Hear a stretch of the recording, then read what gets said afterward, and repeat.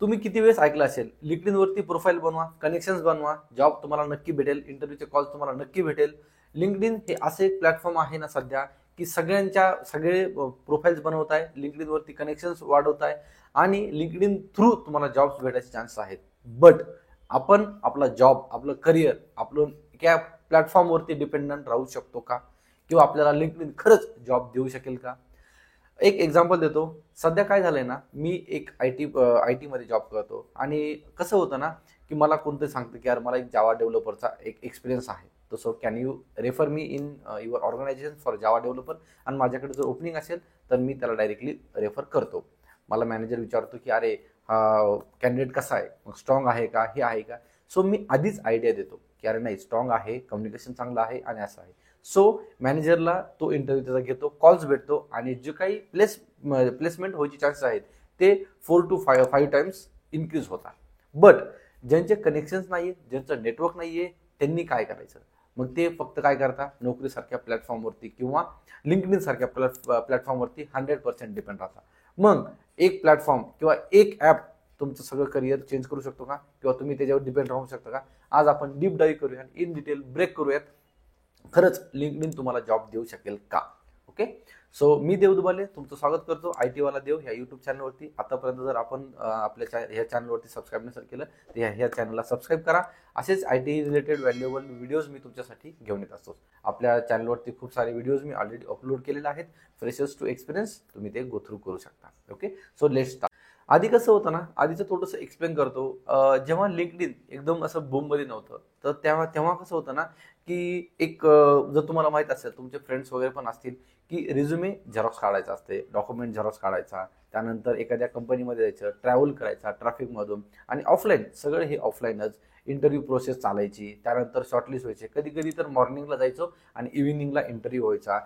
Hard copy इंटरव्ह्यूची submit करायची security guard बरोबर, मग ते मध्ये जाणार, परत त्यानंतर recruiter, first round, second round, आणि हे लाईन बाय लाईन चालणार. आणि तेव्हा कसं होतं ना, एखाद्या कंपनीला 10 to 20 रिझ्युम्स भेटायचे. आणि आता काय झालंय ना, मग प्लॅटफॉर्म्स आले. पोस्ट कोविड तर काय झालं ना, ऑनलाईन म्हणजे जे डिजिटलचं जे जमाना आहे तो सगळं पूर्ण झालं, की आता ऑनलाईन इंटरव्ह्यूज स्टार्ट झाले. त्यानंतर मग कसं झालं की डिजिटल रिझ्युम्स, कारण काही गरजच नाही पडली. लिंक्डइन सारखे प्लॅटफॉर्म्स आले आणि लिंक्डइनवरती आपण डायरेक्टली रिझ्युमे वगैरे सगळं अपलोड करतो आणि त्यांना ते डायरेक्टली रिझ्युमे भेटतात.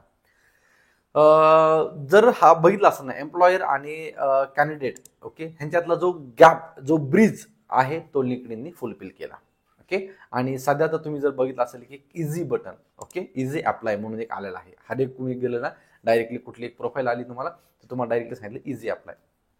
पहिले कसं व्हायचं, एखाद्या कंपनीला 200 ते 300 एक रिझ्युमे यायचे, एक डेलीमध्ये आपण बोलू शकतो. कारण कसं असायचं ना, पूर्ण फॉर्म फिल करायला लागायचा, तुमचे एक्सपेक्टेड, तुमचं नोटीस पिरियड, तुमचे स्किल्स, तुमचे टेक्नॉलॉजी, रिझ्यूम अपलोड करायचा.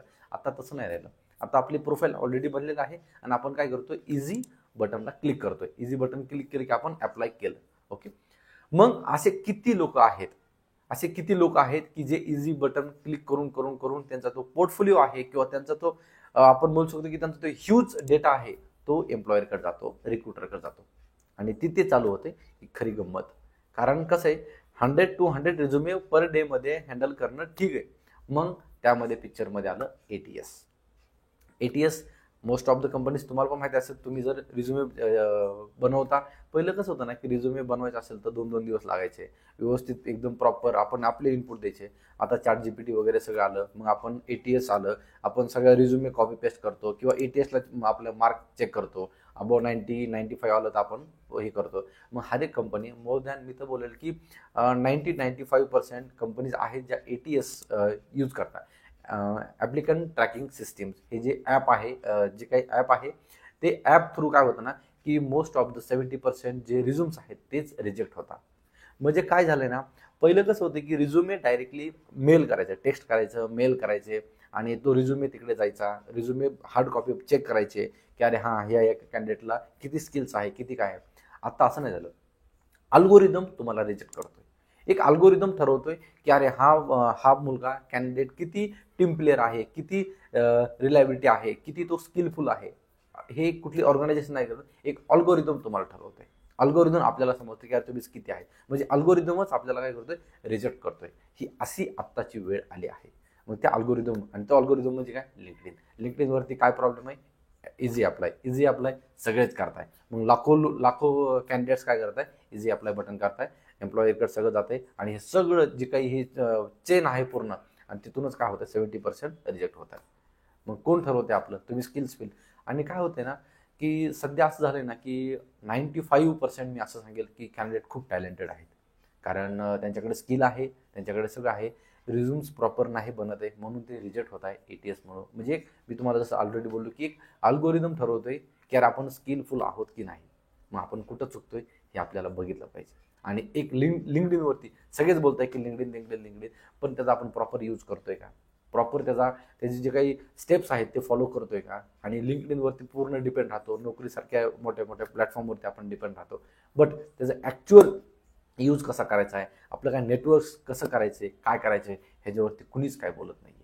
मग तुम्ही म्हणाल की अरे तुम्ही तर सांगताय की लिंक्डइनवरती प्रोफाईल बनवा, कनेक्शन बनवा, आणि तुम्ही सांगताय की यार असं नाही. बट आता काय झालंय ना, जसं मी तुम्हाला सांगितलं आधी की जे आपण फॉर्म फिल करायचो, तर ती केस आपली वेगळी झाली. ओके, रिक्रुटरला, एम्प्लॉयरला खूप साऱ्या इन्क्वायरीज जास्तीत जास्त येत आल्या, त्यामुळे त्यांनी काय केले, फिल्टर्स केले, जसे की ATS वगैरे. आणि आता काय झालंय ना, की मग आता ते आपण काय करू, काही स्टेप्स बघूयात की काय स्टेप्स फॉलो करून तुम्हाला हे करायचे. तर सगळ्यात जास्त इझी अप्लाय बटनवरती अजिबात क्लिक नाही करायचं. कुठलाही एखादी प्रोफाईल असेल, त्या प्रोफाईलला जाऊन नीट चेक करा.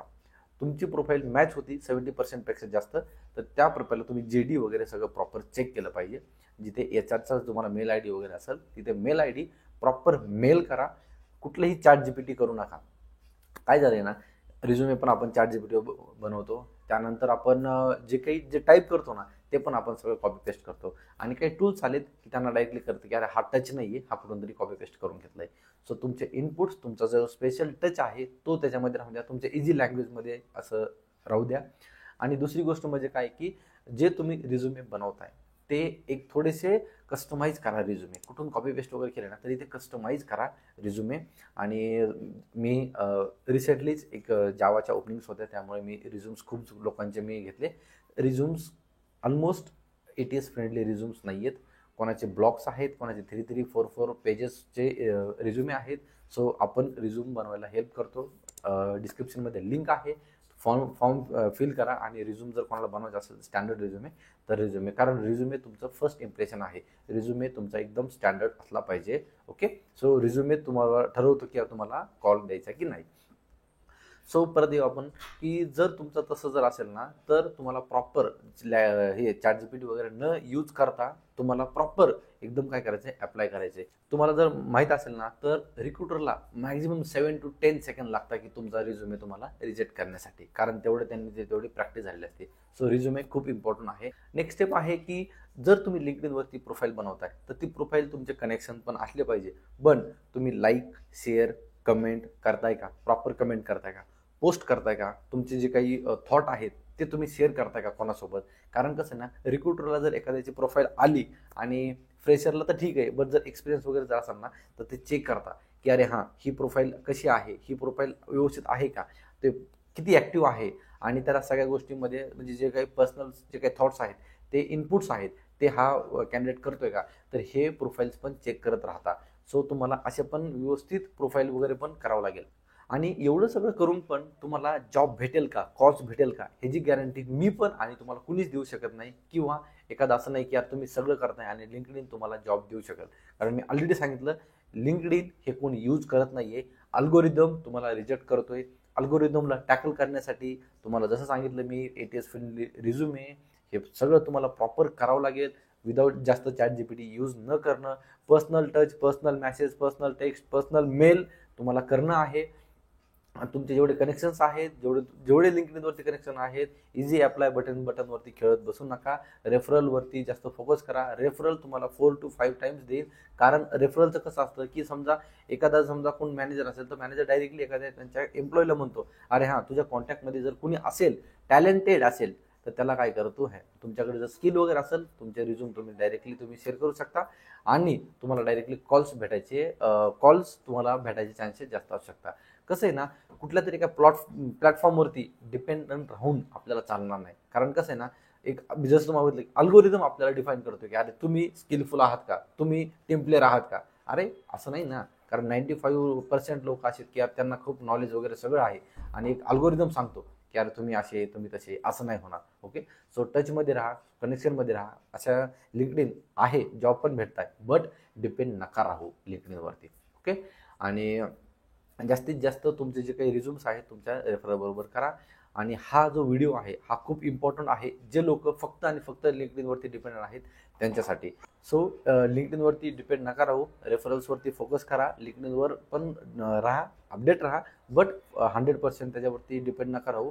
तुमचे रिझ्यूम्स तुमच्या फ्रेंड्स बरोबर शेअर करत राहा. रेफरल्स हे तुम्हाला 4 to 5 टाइम्स कॉल्स द्यायला तुम्हाला हेल्प करतील.